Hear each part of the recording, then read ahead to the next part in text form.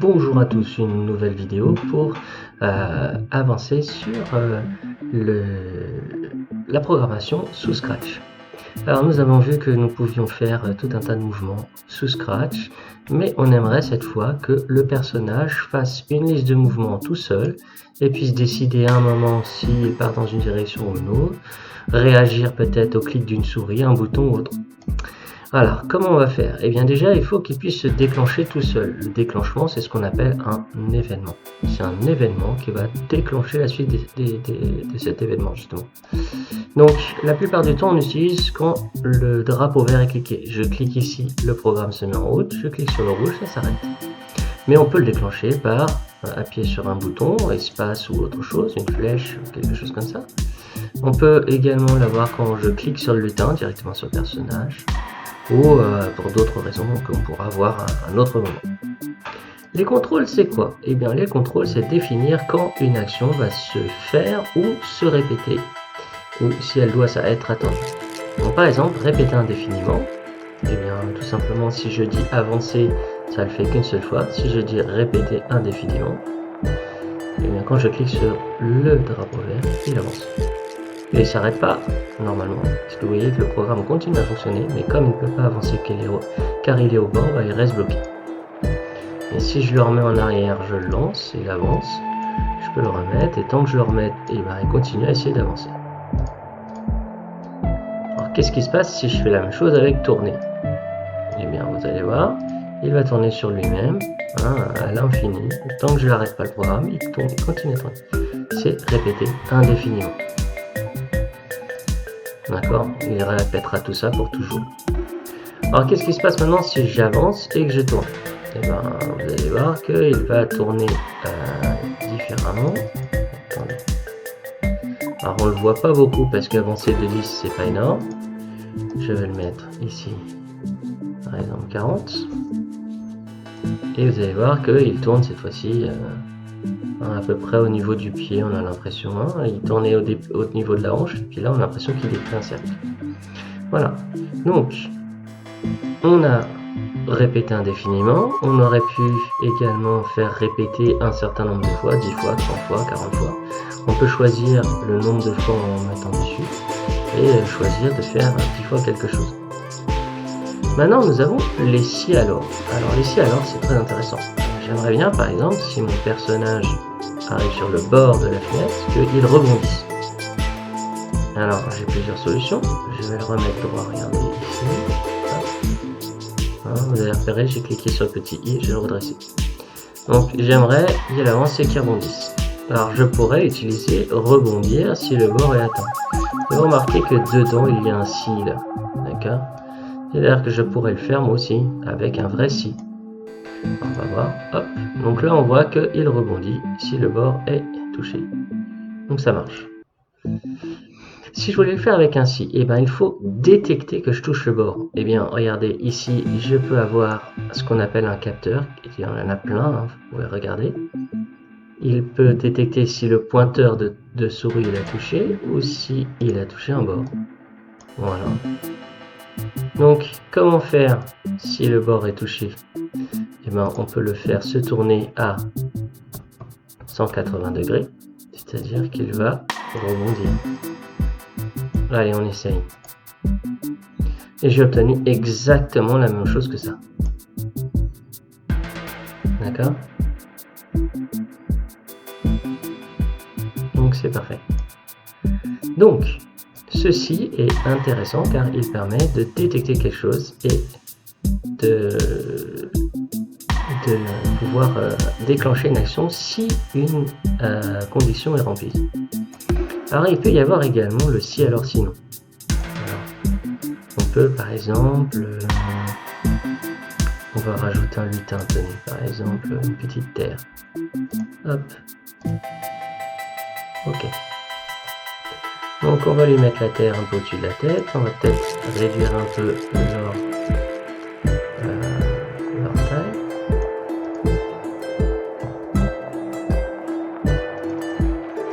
Voilà. Comme ça, il sera toujours mis à 50%.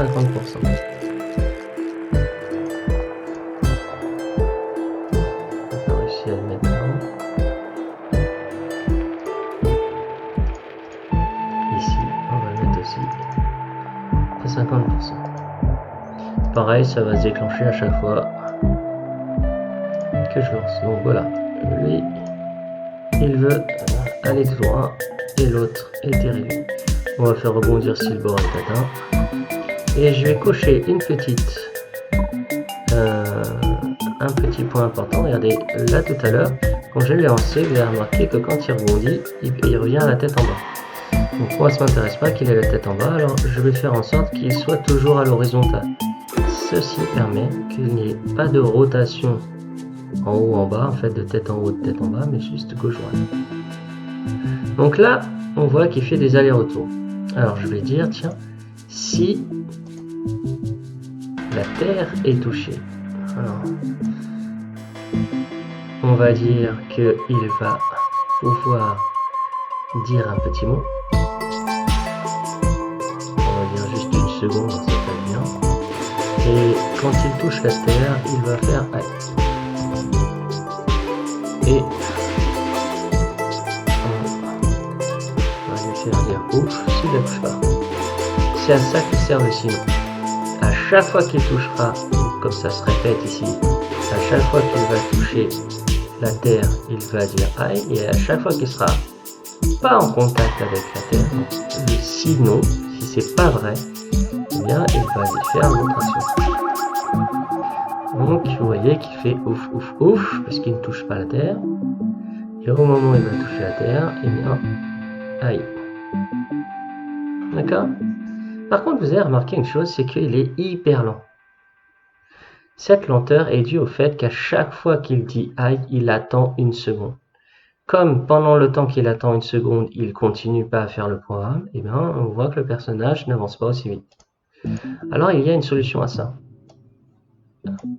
On va créer un deuxième événement et un deuxième script qui va se dérouler ce qu'on appelle en parallèle. Je reprends un répété indéfiniment et je le mets à côté. Si ça s'exécute indéfiniment et il n'y a rien qui va l'arrêter. Par contre, si là j'arrive à une attente de 1 seconde, c'est cette boucle-là qui va être arrêtée pendant 1 seconde. Mais celle-là va continuer. Alors regardez bien ce que ça donne. On continue à avancer à toute vitesse, mais par contre, vous voyez, on n'a plus le temps de rien voir. Alors je vais le ralentir un peu. Il va se déplacer que de 10 à chaque fois. Ça va être un petit peu moins rapide. Par contre, vous avez remarqué qu'il dit aïe pendant 1 seconde et que pendant 1 seconde, il continue à se déplacer. C'est-à-dire qu'il est en dehors de la terre au moment où il a fini de dire aïe en fait. Bon, il aurait dû finir de dire aïe, mais... Donc voilà, nous avons réussi à faire ici alors et les répéter. Il y a plein d'autres actions qu'on peut faire. Attendre jusqu'à... Eh bien, on va dire ouf. Et jusqu'à ce que... Alors, je pourrais même dire autrement.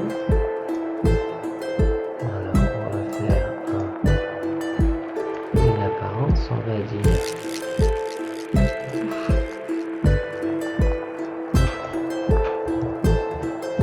Ouf. Jusqu'à ce que la terre se... Et on va dire aïe, sinon... Alors c'est une autre façon de faire, hein, j'ai trouvé. C'est-à-dire qu'il va dire ouf jusqu'à ce qu'il touche la terre. Ensuite il va dire aïe. S'il retouche, ben, il va pouvoir dire ouf mais très peu de temps parce qu'il va retoucher la terre. Donc, vous allez voir, on a à peine le temps de le voir. Mais attention, en fait ça se passe très vite. Mais en fait quand il est sur la terre, il redit de temps en temps ouf. Parce qu'il reboucle comme ça. Donc, on pourrait très bien mettre un capteur, un site, pardon, d'abord, ainsi alors, et il ne dirait ouf que si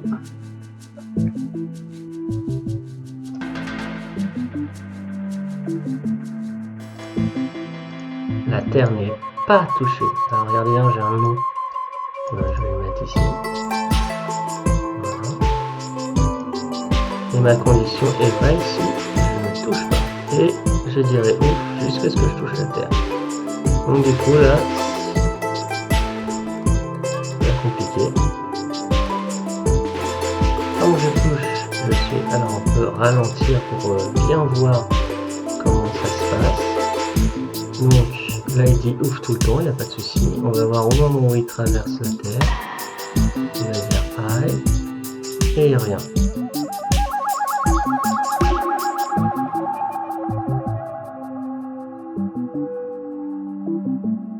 Voilà. Donc, vous avez vu l'avantage de deux petits programmes. Vous avez vu les boucles, c'est ce qui se répète. Vous avez vu les si alors et les sinon, d'accord, qui peuvent s'imbriquer les uns dans les autres. Donc, un contrôle si peut être mis dans un autre. Alors, qu'est-ce qui se passe? Je pourrais avoir différents types de choix. Par exemple, on peut lui poser la question. Si la terre est touchée, alors qu'est-ce qu'il fait? Eh ben, il dit aïe. Sinon, si le bord est touché, il touche quelque chose, il dit aïe. Et sinon, il dit ouf. Alors, qu'est-ce qui va se passer? S'il touche la terre, il dit aïe. S'il touche un bord, il dit aïe. S'il touche l'un des deux ou les deux en même temps, il dira aïe de toute façon. Et sinon, ça veut dire, on est dans le deuxième sinon, il ne touche ni la terre ni le bord. On pourrait le mettre donc ici.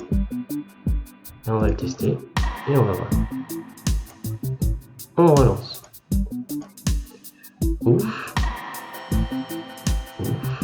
Alors on va le mettre près du bord pour qu'il y ait les deux qui soient possibles. Là il touche. Là il a touché les deux, donc il a dit aïe. Il n'y a pas eu de souci. On va faire ça. On va marquer. Ouf. Aïe, aïe, il a pas redit ouf, sauf quand il est sorti. Donc ça marche.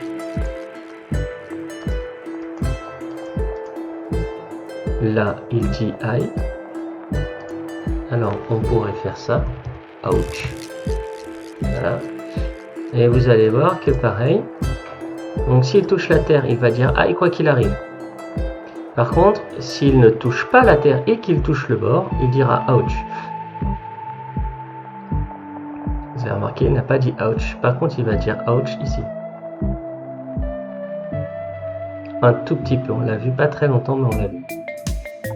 Donc là, il dit ouf. Oui, aïe. Il ne peut pas, parce que quand il touche la terre, il touche la terre en même temps qu'il touche le bord. Maintenant, si je le fais ici, il va pouvoir faire aïe et ouch. Alors pour qu'on le voit bien, il faudrait faire un petit attendre une seconde. Hop, si je fais dire et attendre une seconde, c'est comme dire ouf pendant une seconde, sauf que ça s'efface après. Vous allez voir, on va avoir un petit moment où on va avoir le ouch. Voilà, hein, pendant une seconde il reste affiché. Ouch, voilà, c'est pour qu'on le voit, ok? Voilà, donc les petites boucles, les répéter, les si, alors et les si, sinon, si, alors, sinon, sont les éléments principaux qui vont permettre de détecter. Les capteurs, eux, vont, est-ce que je touche telle couleur? Est-ce que, par exemple, là, je voudrais détecter, alors on va l'arrêter, non pas s'il touche la terre, mais s'il touche le bleu de la mer de la terre. Ben, on pourrait le mettre ici, vous allez voir. Ça va fonctionner presque pareil. Il va dire aïe quand il va passer sur le bleu de la terre. C'est-à-dire quand il sera sur le vert, il ne le dira pas. Donc par exemple, on pourrait prendre cette couleur-là. Là. La couleur du rouge du fond d'écran. Une sorte de rose pâle. Donc là, il dit aïe, vous avez remarqué.